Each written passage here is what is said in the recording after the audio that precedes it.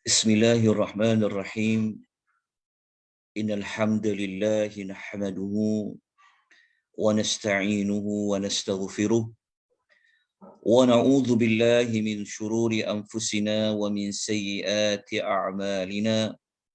May yahdihillahu fala mudilla lah wa may yudlil fala hadiya lah.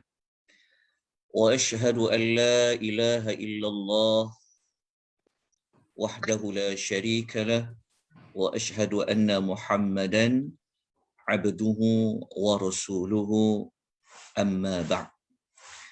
Assalamualaikum warahmatullahi wabarakatuh. Alhamdulillah, segala puji bagi Allah Subhanahu wa taala. Rasa syukur kita yang tidak terhingga kepada Allah Subhanahu wa taala pada pagi yang berbahagia ini. Kita dapat menyambung kembali pengisian tadabbur ayat-ayat pilihan anjuran Biro Agama Felkra Berhad yang mana kita adakan sebanyak 2 kali dalam sebulan, iaitu pada Ahad minggu yang pertama dan Ahad minggu yang kedua. InsyaAllah pada pagi ini kita akan membincangkan satu ayat di dalam surah Taubah, surah yang ke-9, ayat yang terakhir, iaitu ayat yang bernombor 129 yang berada pada muka surat 207 surah At-Taubah juzuk yang ke-11. Yang mana kita sebelum ini membicarakan 2 ayat terakhir suratul Baqarah. Maka pada pagi ini kita akan membincangkan hanya satu ayat, iaitu ayat terakhir dalam suratul At-Taubah. Jadi sesiapa yang ada Quran, dia ada Quran terjemahan, saya minta untuk tuan-tuan buka pada muka surat nombor 207. Ya, muka surat nombor 207.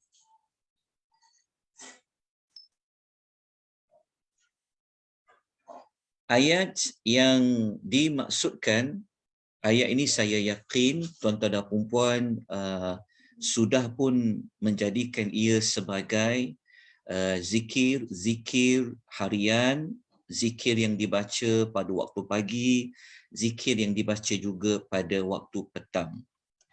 Jika kita sudah pun mengamalkan ayat-ayat ini, maka diteruskan, jangan ditinggalkan, kerana ia mengandungi kelebihan, yang mana kelebihan itu adalah berdasarkan hadis Nabi sallallahu alaihi wasallam di dalam riwayat Ibnu Sunni, juga diriwayatkan dalam riwayat Sunan Abu Dawud, yang mana hadis tersebut adalah datangnya daripada Abu Darda radhiyallahu anhu.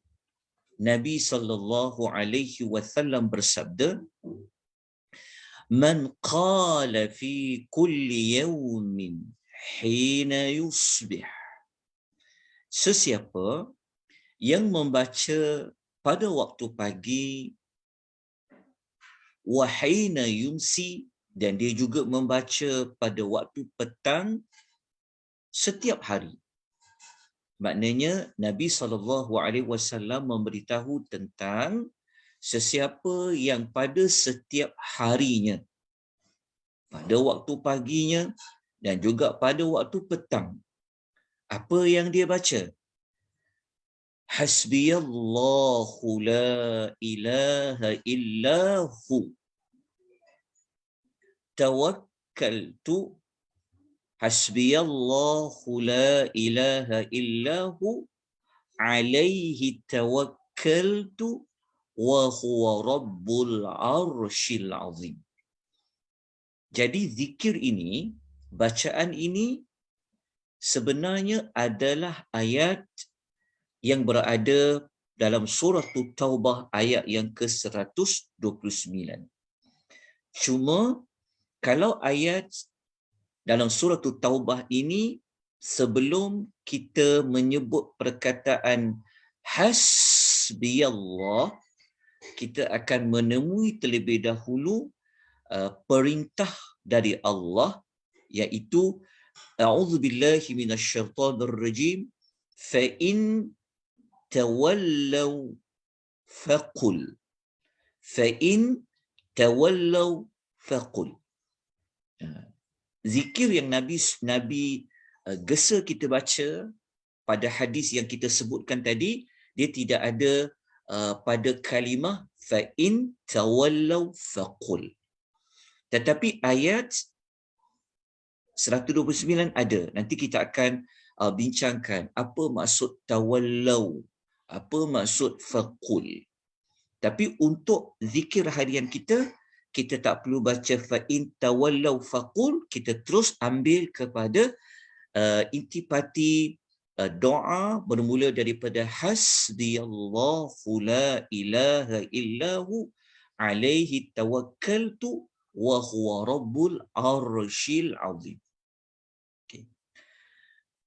Ayat tersebut ataupun zikir tersebut diperintahkan oleh Nabi SAW. Nabi menyebutkan kelebihan dia jika dibaca sebanyak 7 marratin, dibaca sebanyak 7 kali. 7 kali merujuk kepada 7 kali pagi dan juga 7 kali petang. Sebab hadis itu menyebutkan sesiapa yang membacanya pada setiap hari, pada waktu pagi dan pada waktu petang sebanyak 7 kali. Maknanya sehari semalam kita perlu membaca sebanyak 14 kali. Maka apa fadilat dia? Sabda Nabi SAW, kafahu Allah Ta'ala. Allah akan mencukupkan baginya. Allah akan mencukupkan. Sesiapa yang membaca ayat tadi, dia faham dan dia yakin, Allah akan cukupkan untuk dia. Cukupkan untuk dia dalam urusan apa? Ma ahammahu min amri dunia wal akhirah. Dari perkara dunia dan daripada akhirat yang menjadi keperluannya. Maknanya Nabi kata apa keperluan dunia dia, apa keperluan akhiratnya, Allah Ta'ala akan mencukupkan baginya. Kenapa Allah mencukupkan? Kalau kita tadabbur ayat itu sebentar lagi, kita akan jumpa bahawasanya dalam ayat 129 itu ada maksud kita mengatakan cukuplah Allah tu segala-galanya bagi kita pada perkataan hasbiyallah. Cukuplah bagiku Allah. Jadi apabila kita telah mengakui dengan penuh keyakinan bahawa Allah itulah segala-galanya bagi kita, cukuplah bagi kita itu Allah, maka Allah Ta'ala akan mencukupkan apa saja keperluan dalam bab urusan dunia, bab urusan akhirat, seperti mana yang disebutkan oleh Nabi SAW. Okay. Hadis yang kita nukilkan tadi adalah hadis yang diriwayatkan oleh Ibnu Sunni dan juga diriwayatkan oleh Abu Daud. Okay. Cuma para ulama hadis berbeza pandangan dalam menentukan status hadis yang kita baca tadi. Ada di kalangan para ulama hadis contemporary seperti mana Syekh Al-Albani rahimahullah beliau mendhaifkan, beliau melemahkan hadis yang kita rujuk itu. Okey. Tetapi ada ulama hadis yang lain seperti Syekh Su'ib Al-Arnaud, Abdul Qadir Al-Arnaud dalam ketika mana mereka mengulas, membuat penelitian dalam kitab Zadul Ma'ad. Beliau mengatakan sanad hadis yang kita rujuk ini sahih. Bahkan Syekh Salim Aid Al-Hilali dalam kitab Al-Adhkar pada meneliti hadis-hadis dalam kitab Al-Adhkar Imam Nawawi, beliau mengatakan hadis itu adalah hadis hasan. Jadi apabila kita nak mengamalkan sesuatu kelebihan, kita nak berpegang kepada mana-mana satu amalan, kita kena ada rujukan, tuan-tuan. Kita jangan seronok dengar, oh banyaknya kelebihan dia, hebat dia kelebihan dia, tetapi tidak ada sandaran. Seringkali kita katakan, siapa pun yang menyampaikan, sesiapa pun yang memberikan maklumat tentang kelebihan amal, kelebihan zikir, kelebihan doa, mesti kita kena tahu sandarannya dari mana. Jadi yang kita sebutkan tadi, bahawa dibaca pada waktu pagi, waktu petang, dikhususkan pula tu pagi, petang, baca 7 kali, ia ada hadis sandarannya. Cuma hadis tadi itulah yang menjadi perbincangan para ulama. Ada yang melemahkan dan ada yang menghassankan. Jadi macam mana kita nak buat? Okey.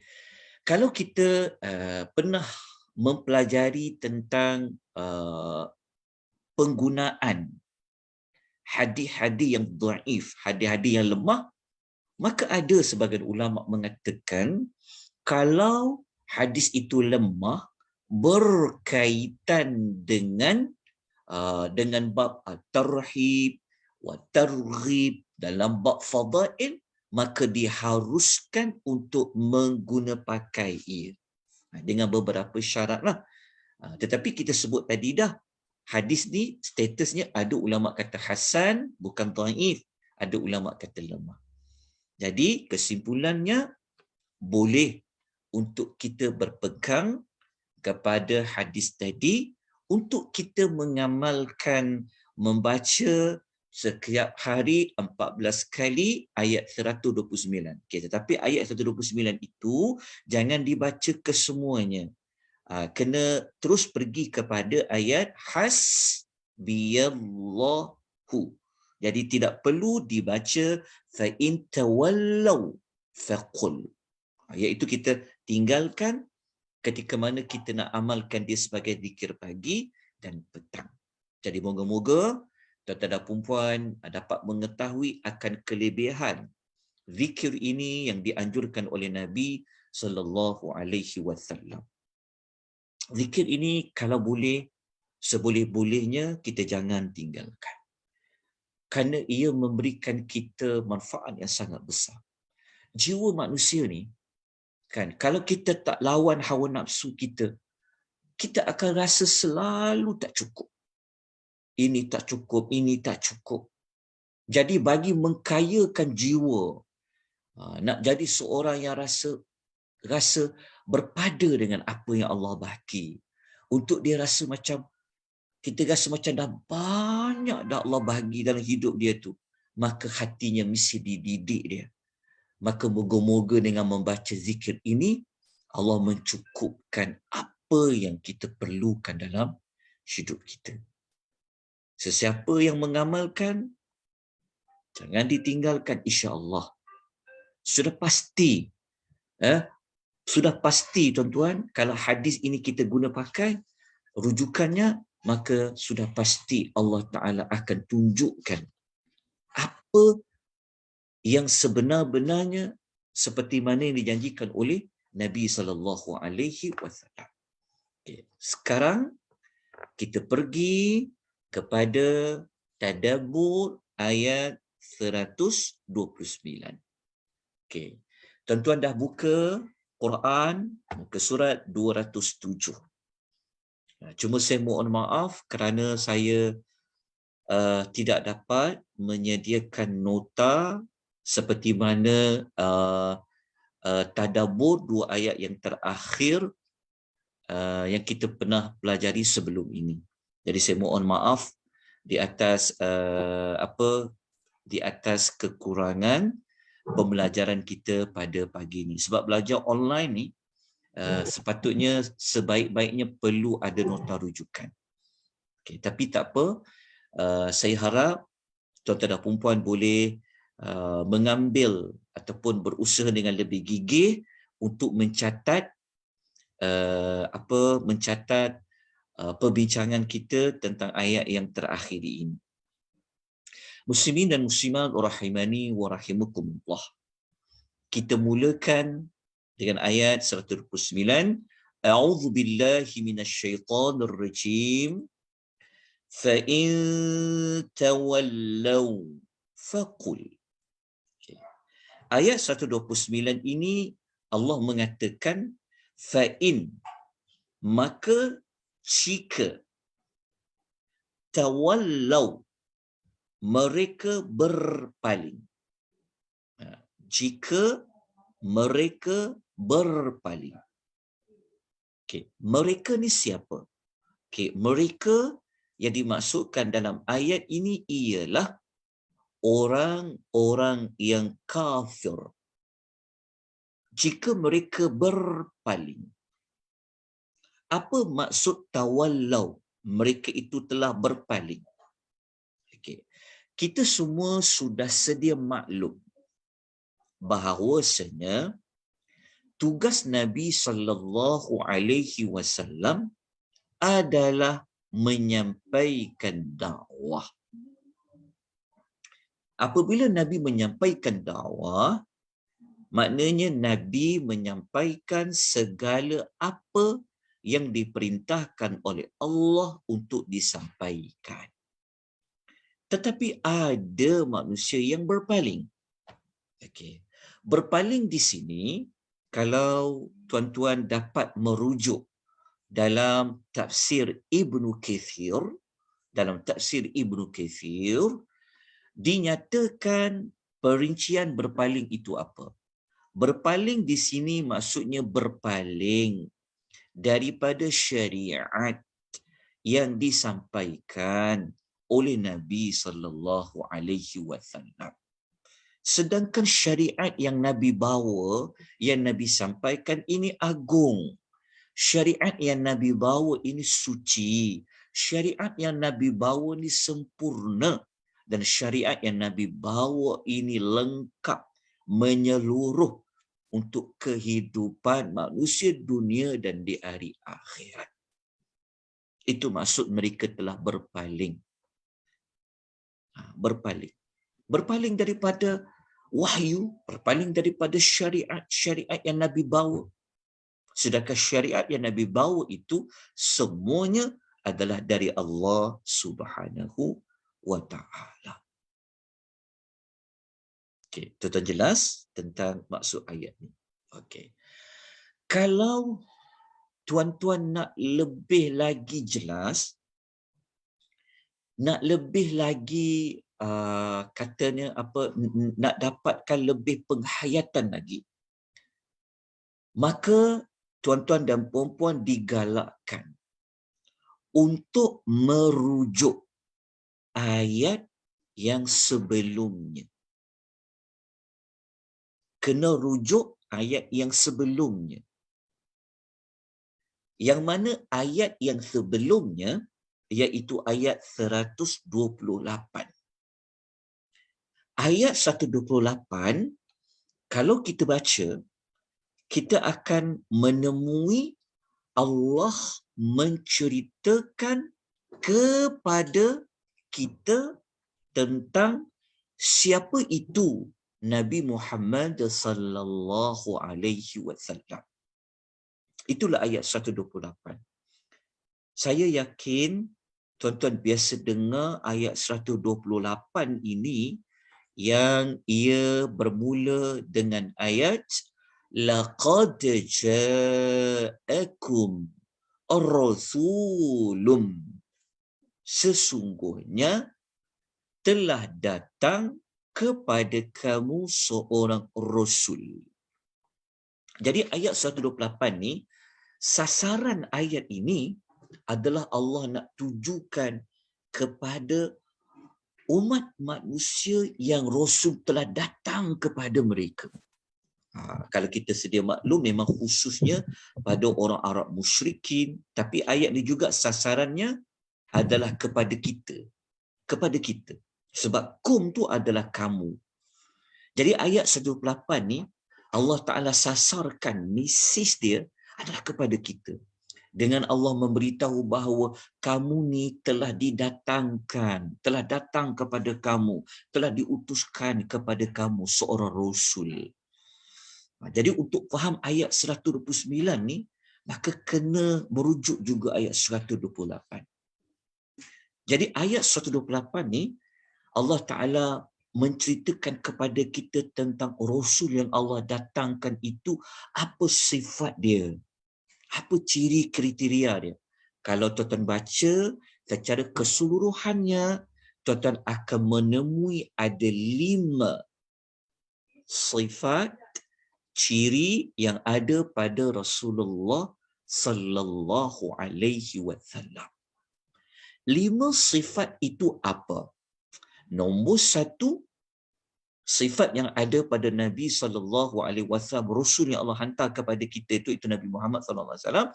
Yang pertama, min anfusikum. Dia adalah daripada kaum kamu sendiri. Itu yang pertama. So orang Arab ni sepatutnya bertuah sebab Rasul itu daripada golongan mereka juga. Itu yang pertama. Yang kedua adalah azizun alaihima anittum. Rasul ni kalau umat dia terasa berat, terbeban, dia pun akan terasa beban. Itulah sifat Rasul. Sepatutnya pemerintah kita kena ada sifat macam Rasul. Kan? Kena ada sifat macam Rasul. Rasul ni kalau umat dia rasa terbeban, Nabi pun akan rasa macam terbeban. Pemerintah kita ni kalau dia faham ayat ni, kena ikutlah Rasul. Kan? Sambut Maulidur Rasul, sambutlah awal Muharram, macam-macam sambut tentang Rasul. Tapi sifat Rasul ni kena dicontohi. Contohnya apa?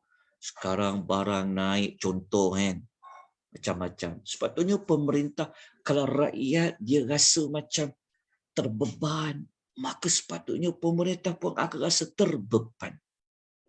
Semoga-moga Allah berikan kepada pemerintah kita yang mentadbir, yang menjadi wakil bagi kita ini, Allah berikan mereka hidayatul taufiq. Allah mencampakkan mereka perasaan seperti mana Nabi SAW merasakan kepada umat dia. Okay, yang ketiga, Nabi itu sifat dia apa? Harithun alaikum. Iaitu Nabi ni, dia sangat menginginkan kepada kita iman, hidayah. Nabi nak semua orang masuk Islam. Nabi nak semua orang dapat hidayah. Itulah Rasul, sifat ketiga. Yang keempat apa? Nabi ni bagi orang beriman raufun, belas kasihan. Yang kelima apa? Rahimun, iaitu Nabi ini dia maha penyayang kepada orang-orang yang beriman. Okey. 5 sifat Nabi ini dinyatakan oleh Allah kepada umat-umat manusia, termasuk kepada kita, Rasul. Okey. Walaupun Rasul ini, 5 sifat ini ada pada Rasul, tetapi ada umat manusia yang dia tak ambil kisah. Yang dia boleh berpaling, dia boleh menolak akan apa yang Nabi sampaikan. Itu yang ayat yang terakhir tadi Allah bagi tahu, fa in tawallaw, jika mereka itu berpaling.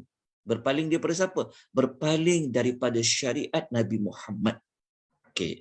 Ayat yang 129 ni tuan-tuan, sasaran ayat dia sebenarnya ditujukan khas untuk Nabi sallallahu alaihi wasallam. Tetapi dari sudut teladannya kita pun boleh guna sama. Yang ayat tu kan Allah kata fa in tawallau faqul. Allah kata jika mereka berpaling maka ucapkanlah, qul, katakanlah. Jadi katakanlah pada ayat 129 Allah tujukan adalah kepada Nabi sallallahu alaihi wasallam. Kenapa ada manusia yang berpaling ni? Sedangkan Nabi yang mereka berpaling itu ada 5 sifat itu. Nabi ni, Rasul yang Allah hantar ni, bukan Rasul yang pentingkan diri sendiri. Bukan Rasul yang hanya memikirkan untuk kebahagiaan dia saja. Tidak. Tapi 5 sifat ini jika dihayati, maka tak sepatutnya mereka menolak syariat yang dibawa oleh Rasul sallallahu alaihi wasallam.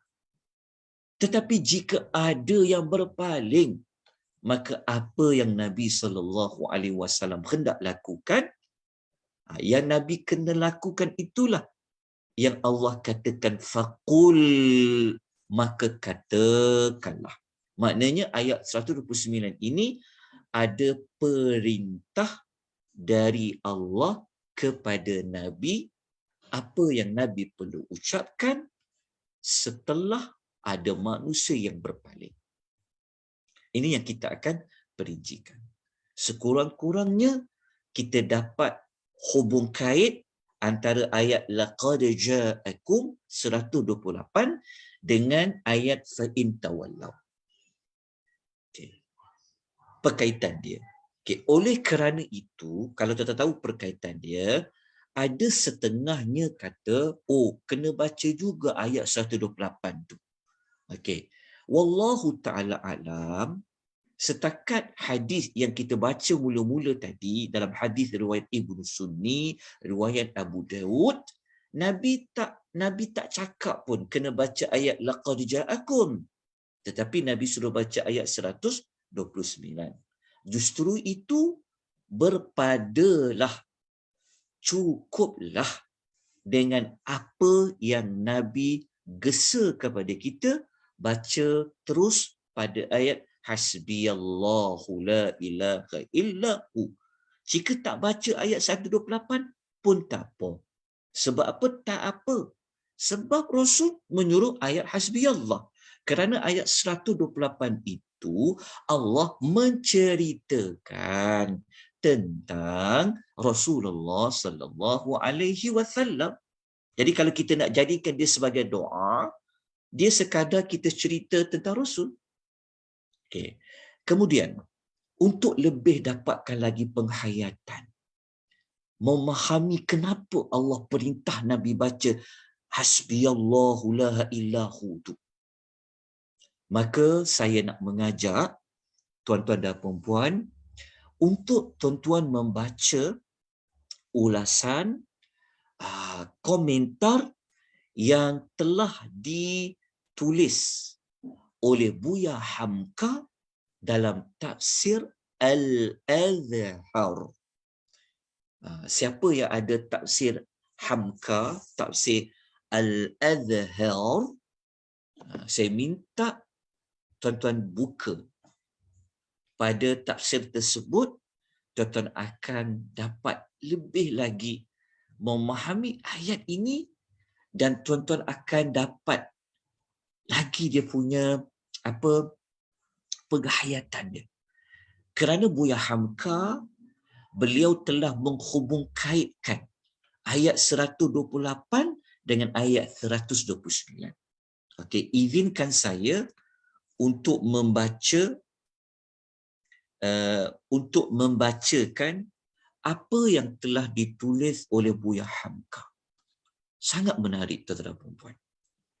Okey, saya harap tuan-tuan kalau ada kitab tafsir, bolehlah juga beli tafsir Al-Azhar.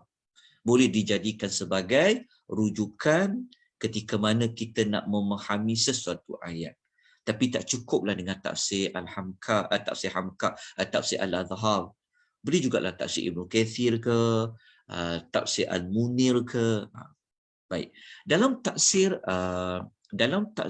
Al-Azhar ini, Buya Hamka rahimahullahu taala dia membuat ulasan. Ya, saya bacakan apa yang beliau katakan. Okay. Buya Hamka rahimahullah mengatakan. Okay, dia kata, okay, suara saya dengar dengan jelas kan? Jelaskan suara saya kan? Jelas Ustaz. Yes, sir. Okey. Beliau kata apa? Beliau kata, dia kata seakan-akan dia kata meskipun sudah demikian kasih sayangmu kepada mereka itu, kalau masih ada juga yang berpaling, yang menyambut cintamu dengan kebencian, yang laksana bertepuk sebelah tangan, janganlah engkau pedulikan itu. Faham tak? Maksudnya Buya Hamka ni dia kata ayat 129 ni Allah Ta'ala bagi tahu kepada Nabi, walaupun engkau ada 5 sifat tadi, walaupun engkau ini kasih, raufun, rahimun, kan? Walaupun engkau ada sifat mengambil berat tentang umat engkau, kata Buya Hamka, kalau ada juga orang yang menyambut cinta engkau, kasih engkau dengan kebencian, dia kata, kan? Sepatutnya orang kasih kepada kita, kita sambut kasih itu. Syukur kita kepada Allah kerana kita ada pembimbing kita, Rasul yang kasih pada kita. Tapi ada manusia tolak dengan kebencian. Begitu juga Buya Hamka ni dia kata, kalau ada orang yang bertepuk, jika ada yang bertepuk sebelah tangan, dia kata, jangan pedulikan mereka. Maksudnya dakwah Nabi ni tidak disambut. Nabi je beria-ria, tapi ada orang tidak menyambut. Kata Buya Hamka dalam tafsiran ayat ni, dia kata, biarkan, dia kata. Itu yang kata, perkataan biarkan tu yang Allah kata, fa'in tawallau, jika mereka berpaling, fakul, katakanlah. Okay, sebenarnya ayat 129 tu ada membawa maksud seperti Buya Hamka sebut tu. Maksudnya, abaikanlah. Jangan peduli mereka menolak kasih engkau dengan kebencian. Jadi Buya Hamka dia terang lagi. Dia kata apa? Dia kata, sebab benci manusia itu dan sikap mereka yang tidak membalas budi tidaklah akan mempengaruhi jalan perjuanganmu.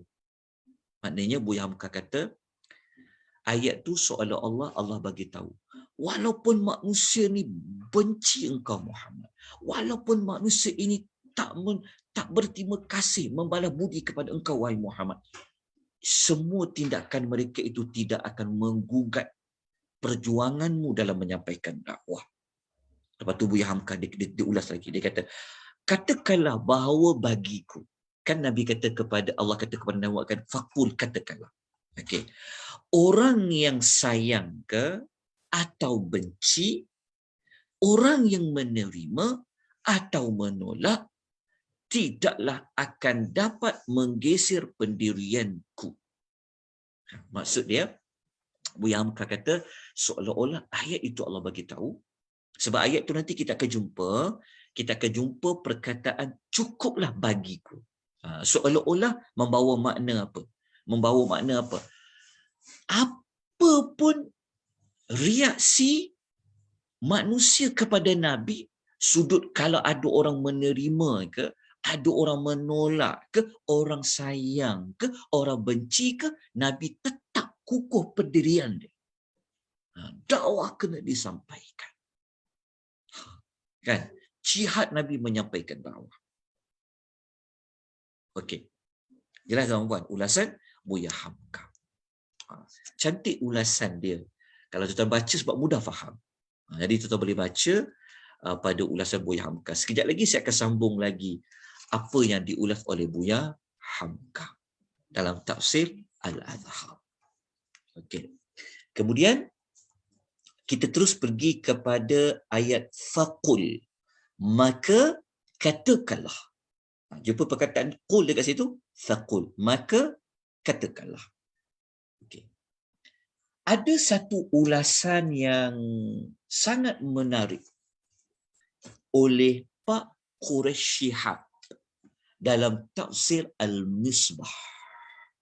Kalau tadi saya bacakan ulasan tafsiran ayat oleh Buya Hamka dalam tafsir Al-Azhar, sekarang saya baca pula ulasan oleh Pak Quraish Shihab dalam tafsir Al-Misbah. Siapa ada tafsir Al-Misbah, kita boleh buka pada volume ataupun pada jilid yang kelima. Maka Pak Quraish Shihab Hafizahullah, beliau ada menerangkan apa hikmah di sebalik datangnya perkataan faqul hasbiyallah. Kenapa ada kalimah qul, katakanlah. Kenapa? Okey. Kita sedia maklum kalimah faqul, qul adalah perintah dari Allah Subhanahu wa taala. Okey. Di sebalik perintah tersebut membawa erti apa? Okey, Pak Quraish Shihab diulas macam ni. Dia kata macam ni. Dia kata ayat yang 129 tu yang Nabi kena kata apa? Kan Nabi kena kata hasbiyallahu. Kita kata hasbiyallahu. Cukuplah bagiku Allah. Itulah yang Nabi kena kata. Jadi Pak Quraish Shihab dia cuba menerangkan ucapan hasbiyallahu ni, dia kata mengisyaratkan betapa pentingnya ucapan tersebut untuk selalu diucap-ucapkan. Okay, sebab Pak Quraish Shihab dia kata adanya kalimah yang Allah kata qul, maka ucapkanlah, iaitu perintah dari Allah tu membawa erti, memberitahu kepada kita bahawa ucapan hasbiyallah sampai hujung ayat tu kita perlu ucap selalu, dia kata. Perlu diucapkan selalu. Kenapa dia kata? Dia kata ini kerana di tempat yang lain kita hanya jumpa Allah sekadar menyampaikan, memberitahu bahawa Allah ini adalah sebagai pelindung. Okay, maksud kata Pak Quraish Shihab, dia kata kalau kita amati betul-betul, kalau kita buka Quran, jadi saya tambah sikitlah ulasan tu, kita akan jumpa Allah memberitahu bahawa Allah ni adalah sebagai kecukupan bagi manusia. Allah ni sebagai kecukupan bagi manusia. Maksudnya manusia ni kalau dia nak cari, kalau dia perlukan apa bantuan, maka cukuplah daripada Allah. Jadi kata Pak Quraish Shihab, dalam ayat Quran yang lain Allah sekadar bagi tahu Allah ni sebagai kecukupan bagi manusia. Tetapi tidak ada dalam ayat lain ada kalimah yang menunjukkan perintah kena mengatakan Allah itu sebagai kecukupan. Maksud dia apa? Maksud dia, kalau kita baca ayat lain, tak ada perkataan qul yang dikaitkan dengan ucapan hasbiyallah. Tetapi ucapan kalimah qul, katakanlah, perintah mengatakan Allah itu cukup bagi aku tu ada dalam surah Taubah ni, dia kata. Kalau ayat lain, sekadar Allah bagi tahu Allah ni kecukupan bagi manusia. Okay, saya bagi contoh. Pak Quraish Shihab dia buat contoh. Okey. Kalau tuan-tuan buka dalam surah Al-Anfal, Tuan buka dalam surah Al-Anfal, surah yang ke-8, tuan tengok ayat nombor 62. Okey, tengok ayat nombor 62. Okey, surah Al-Anfal. Okey. Sekejap, saya sebutkan kepada tuan-tuan dan puan-puan muka surat berapa surah Al-Anfal ni. Okey, ayat nombor berapa tadi? Ayat nombor 62. Okey, ada sahabat kita dah kongsikan dekat ruang chat kita tengok dekat situ. Dah ada dikongsikan. Muka surat nombor 185. Okey. Tuan-tuan perhatikan baik-baik ayat ni. Okey. Ayat nombor 62 surah Al-Anfal, muka surat 185, yang baris yang atas sekali itu, ayat ni kita akan jumpa maklumat bahawa Allah bagi tahu Allah itulah sebenarnya cukup bagi manusia kalau dia nak berpegang. Dia nak bergantung, cukuplah bagi manusia itu Allah. Okay, kita baca ayat dia. Kalau kita baca ayat tu, Allah mengatakan wa yuridu ay yakhda'uka. Allah memberitahu, dan jika mereka bermaksud hendak menipumu. Allah beritahu kepada Nabi SAW bahawasanya kalau ada orang nak buat helah kepada Nabi, maka Nabi kena buat apa? Fa in hasbakallahu. Kita akan jumpa perkataan yang sama macam ayat 129 At-Taubah. Hasbiyallah. Dekat sini hasbakallah. Hasbakallah ni maksudnya apa? Maksudnya cukuplah Allah untuk kamu. Jelas. Ayat 62 surah Al-Anfal, Allah menjelaskan bahawa kalau ada orang yang nak menipu Nabi, nak membuat tipu daya kepada Nabi, maka Nabi kena jadikan Allah itu sebagai kecukupan dia. Hasbakallah. Allah hanya mengatakan Allah itu sebagai kecukupan untuk kamu. Tetapi tidak ada arahan yang jelas seperti mana adanya kalimah qul. Tak ada qul, sebab qul tu adalah perintah. Tetapi ayat 129 surah Taubah ni kita menemui adanya perkataan qul hasbiyallahu.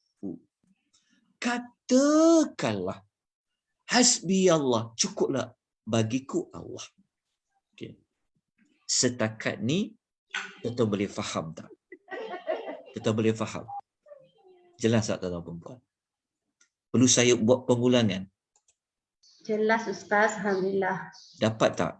Maksudnya dapat kaitkan dengan ayat yang saya sebut surat Anfal tadi.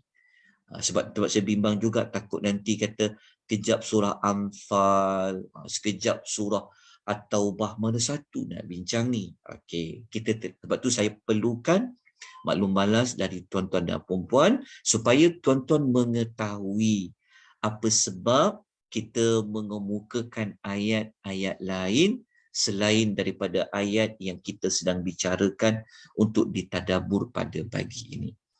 Okey, kalau dah jelas, kita akan teruskan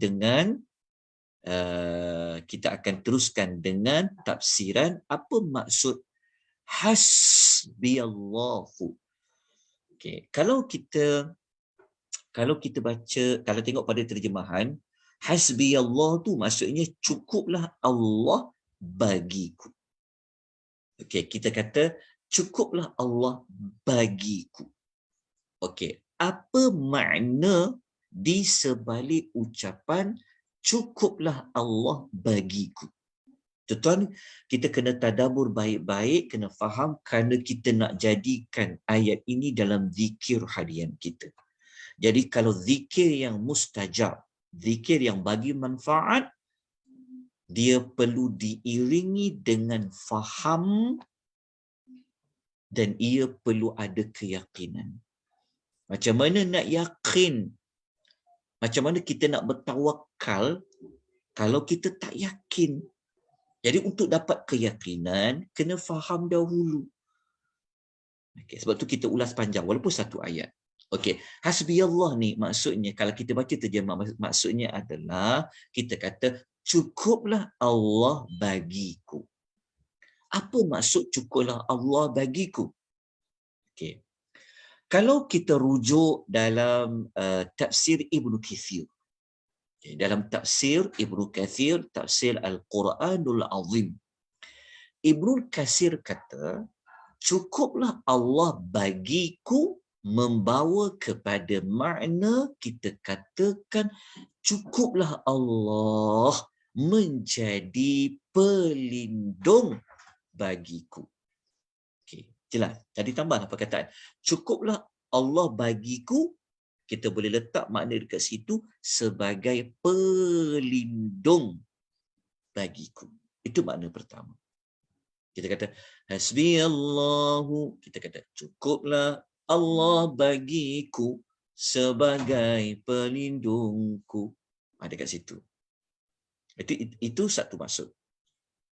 Okey. Kalau kita rujuk dalam ayat lain,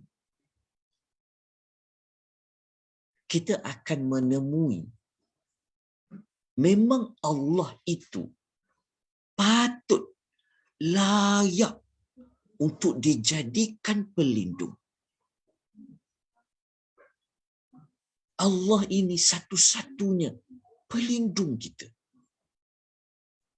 Sebab tu dalam ayat ini, Allah memerintahkan Nabi untuk cakap, untuk berdoa, berzikir, untuk jadikan Allah itu sebagai kecukupan baginya dalam memberikan perlindungan. Okey, saya kongsikan ayat lain. Okey. Surah Al-Muzzammil. Surah yang ke-73, Al-Muzzammil. Okey, ayat nombor 9. Ayat 9 ini boleh ditemui pada muka surat 574. Muka surat 574. Okay, Al-Muzammil, tuan-tuan akan menemui dekat ayat itu memang Allah nyatakan secara jelas Allah ini patut untuk dijadikan sebagai pelindung. Kita baca ayat surah Al-Muzammil ayat nombor 9. Allah kata, Rabbul masyriqi wal maghrib, la ilaha illahu, fattakhidhu wakila. Dekat kalimah fattakhidhu wakila. Okey, Allah bagi tahu dulu, Allah ni siapa? Allah ini adalah Rabb bagi timur dan barat. Allah itu la ilaha illahu. Lepas tu Allah kata, justru itu, ittakhadhuhu, ambillah dia, iaitu Allah yang Esa itu, Allah yang Tuhan bagi timur dan barat itu, ambillah dia itu sebagai apa? Wakila, sebagai wakil, iaitu sebagai pelindung. Oleh kerana Allah ini adalah pelindung kita, maka Nabi diajar oleh Allah dalam ayat 129 untuk mengatakan, cukuplah bagiku itu Allah. Sebagai apa? Sebagai pelindung. Okay, itu makna pertama. Okay. Makna yang kedua, apa maksud Allah itu sebagai kecukupan? Okay, kalau kita rujuk dalam tafsir As-Sa'di, dalam tafsir As-Sa'di, Syekh As-Sa'di rahimahullah mengatakan, cukuplah Allah bagiku membawa makna Allah ini sebagai yang akan mencukupi apa saja yang kita perlukan. Apa yang kita perlukan, Allah akan cukupkan. Allah lah cukup bagi segala sesuatu. Okey, Allah akan mencukupkan apa yang kita perlu. Okey. Kalau kita kaitkan, maksud Allah tu mencukupi apa yang diperlukan. Kalau dikaitkan dengan ayat ini, sudah pasti ada kaitan dengan dakwah Nabi sallallahu alaihi wasallam. Jadi kan kita tahu, Allah bagi tahu, walaupun kalau ada orang yang berpaling kepada engkau Muhammad, maka engkau diperintahkan untuk mengucapkan, cukuplah Allah tu bagiku dari sudut memberikan perlindungan dan dari sudut apa yang aku perlukan, Allah tu akan mencukupkan.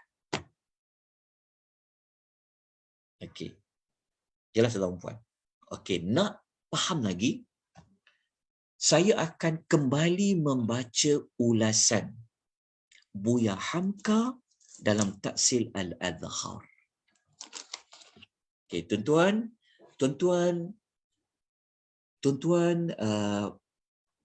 dapati bahawa pendekatan yang saya gunakan dalam mentafsir ayat, bukan ayat tu datang daripada saya yang tafsirkan. Tetapi saya menyebutkan siapa ulama tafsir yang dirujuk.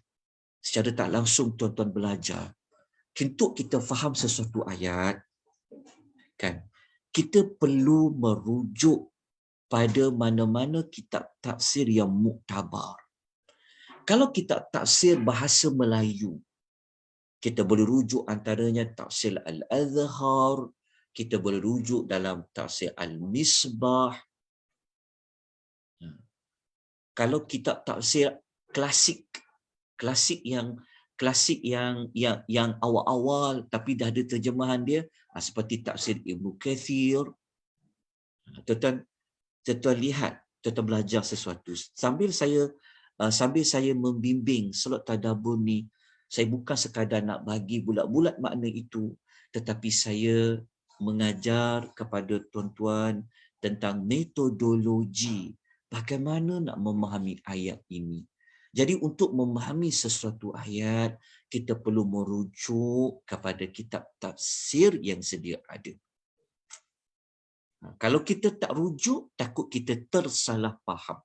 Tak cukup hanya baca terjemahan ayat. Maka kita semestinya kena merujuk. Oleh kerana kita perlu merujuk kepada banyak kitab tafsir, ini bermakna kita kena jadi lebih rajinlah. Dan kita memerlukan masa yang agak panjang sedikit untuk membacanya. Nak buka satu, kena buka satu, kena buka satu. Okey.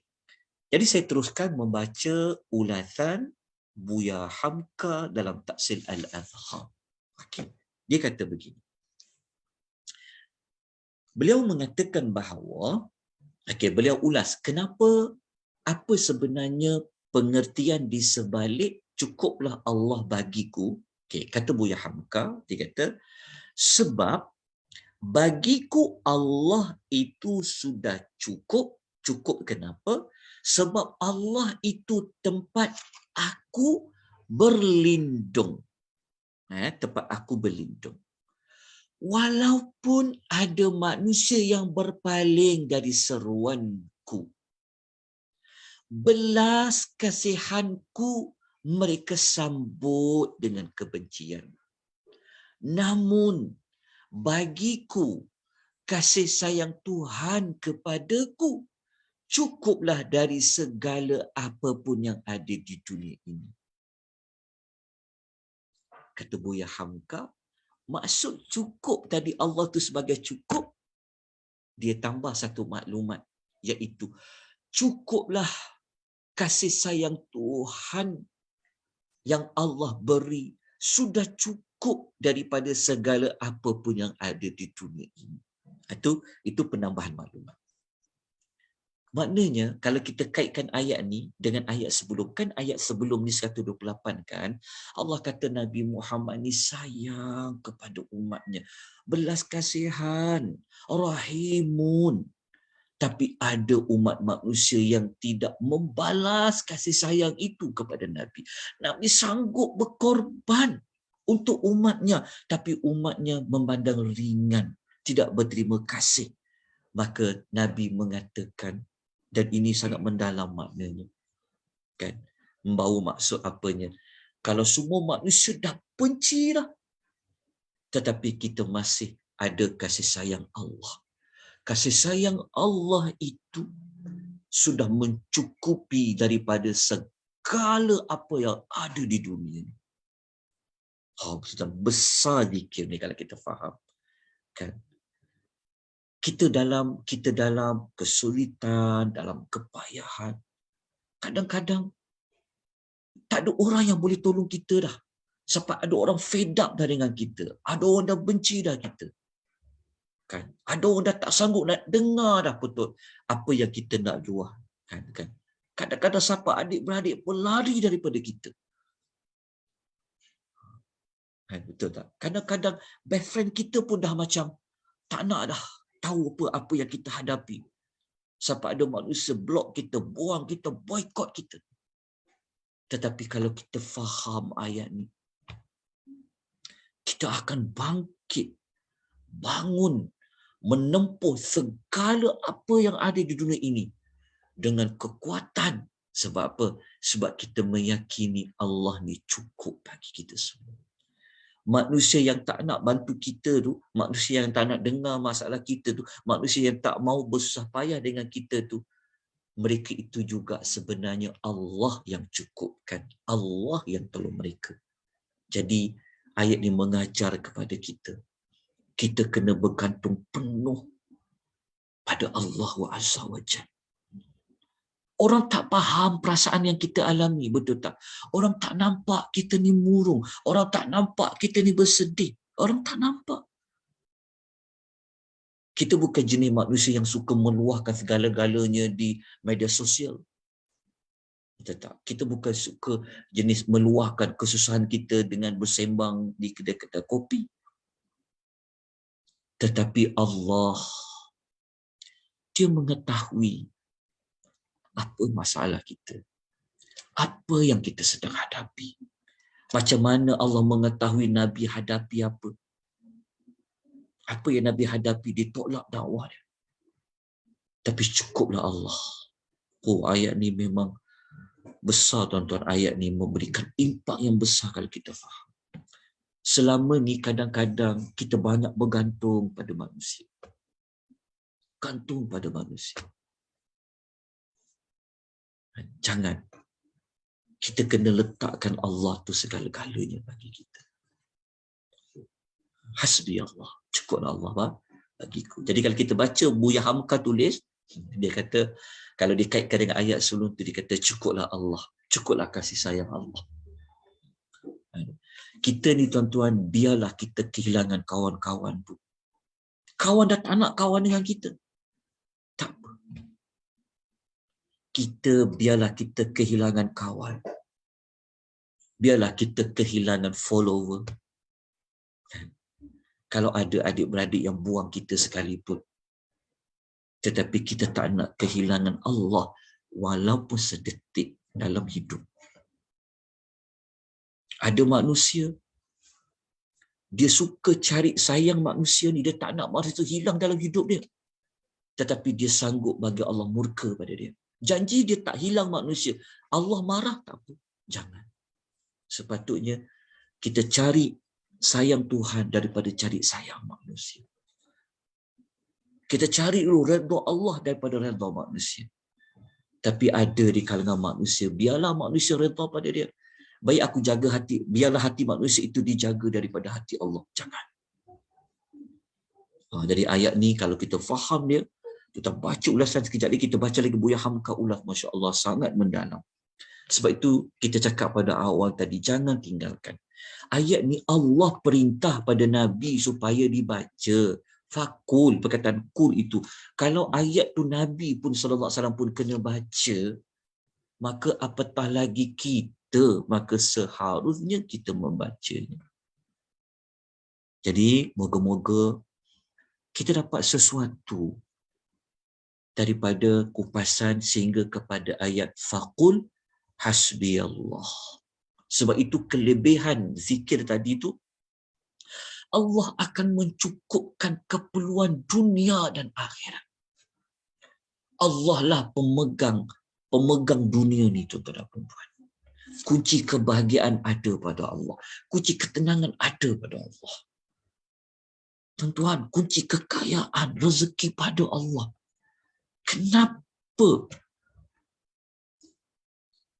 kita perlu bergantung, kita perlu minta tolong manusia tu kalau ada keperluan, betul, kena usaha. Tapi letakkan usaha itu sebenarnya adalah pada Allah. Jadi kalau nanti kita baca pada penutup ayat, penutup ayat tu Allah akan menerangkan kenapa Allah bagikan justifikasi lagi. Allah bagi perincian lagi. Kenapa Allah Ta'ala itu sebagai kecukupan? Nanti diterang pada ayat selepas dia. Nanti kita akan terang pada ayat selepas dia. Jadi ayat selepas dia tu, ayat selepas faqul hasbiyallah tu merupakan potongan ayat yang selepas dia tu merupakan perincian juga kepada hasbiyallah. Kalau orang kata, kenapa kita boleh keluarkan satu, kenapa kita perlu jadikan Allah ni sebagai kecukupan dalam hidup kita? Cukuplah Allah bagiku. Ayat yang potongan ayat lepasnya bagi tahu. Kerana Allah itu la ilaha illahu. Oleh kerana Allah itu la ilaha illahu, alaihi tawakkaltu. Ke atasnya lah aku bergantung, aku bersandar, aku bertawakal. Jadi aku bertawakal, bersandar tu dia ada kaitan juga dengan mengatakan cukuplah Allah bagiku. Walaupun satu ayat, tetapi dia memberikan erti. Saya tak boleh nak cakap dengan kata-kata tu. Saya dah habis ayat dah untuk saya ulas. Tak maknanya tak cukup nak sebut pada penerangan ayat hasbi Allah. Kan kerana Allah ni kalau kita nak ulas tentang dia memang tak cukup kertas. Tak cukup dakwat untuk ditulis. Kalau kita nak kata Allah ni apa memang takkan cukup. Takkan habis. Jadi kita mengulas mengikut apa yang para ulama tafsir memberikan ulasan. Okey. InsyaAllah nanti kita akan sambung lagi buat siri yang kedua, sebab nak sambung pada ayat tu sampai habis panjang ni. Saya memerlukan lebih kurang satu siri lagi. Itu pun belum tentu boleh habis lagi ni, sebab kita nak kupas lagi la ilaha illahu. Tapi sedikit sebanyak kita dah belajar dah dekat ayatul kursi. Sebab tu saya susun modul ni selepas ayatul kursi. Okay. InsyaAllah kita, sebab saya pun kena berhenti di sini kerana saya ada tetamu yang sangat istimewa. Jadi saya ada mak nak sampai, ada adik-adik nak sampai, jadi saya tak boleh berlama-lama. InsyaAllah nanti kita sambung pada bulan hadapan kot, sebab minggu depan Ahad yang kedua Aidil Adha. Jadi kita cutilah Aidil Adha. Kita cuba ganti, insyaAllah saya cuba ganti Ahad minggu ketiga lah kot. Kalau tunggu bulan depan panjang pula. Okey, jadi kita mungkin insyaAllah kita sambung nanti Ahad minggu yang ketiga. InsyaAllah minggu depan tak ada kelas sebab Aidil Adha. Nanti kita sambung minggu yang ketiga. Jadi mohon izinlah bagi pihak Biro Agama Felkra Berhad untuk kita lanjutkan pada Ahad minggu yang ketiga. Ya, ada apa-apa soalan? Ada maklumat apa yang perlu saya mengulangi? Ada apa-apa penjelasan? Kalau tuan-tuan nak kongsi ke, mungkin tuan ada pengalaman selalu baca zikir ni, memang terbukti Allah mencukupkan keperluan kita pun sangat dialu-alukan. Boleh berkongsi tentang perkara yang baik, tuan-tuan dan puan-puan. Ada? Ke tak ada? Okey, kalau tidak ada apa-apa, insyaAllah nanti kita jumpa lagi. Kita mohon rahmat, kita mohon taufik, mohon hidayatul taufik dari Allah untuk kita dapat membaca ayat ni setiap hari, kita sampaikan kepada ahli keluarga kita, kawan-kawan kita, masyarakat, supaya kita jadikan dalam banyak-banyak zikir adalah zikir ini jangan ditinggalkan. Moga-moga tambah lagi kita ke dalam isu ekonomi ni tuan-tuan. Kalau rakyat kita kempen lah, atau kalau boleh tuan-tuan viralkan lah pada semua rakyat apa kata. Sebab kalau kita nak cakap banyak pun kan, kita tak boleh nak buat apa-apa isu kan, harga barang naik ke apa. Mungkin dengan ayat ni boleh kita rasa cukup pada Allah, Allah lapangkan dada kita. Moga-moga kita tak tahu kan, Allah yang maha berkuasa, Allah mentadbir kita. Allah tu Tuhan yang mempunyai arasy yang agung. Jadi kita jumpa lagi insya-Allah. Sebarang kelemahan, kekurangan, saya mohon ampun dan maaf ya, segala salah silap. Moga-moga Allah sentiasa merahmati kita semua. Aqulu qawli hadza wa astaghfirullahal azim. Wabillahi taufiq wal hidayah. Wassalamu alaikum warahmatullahi wabarakatuh.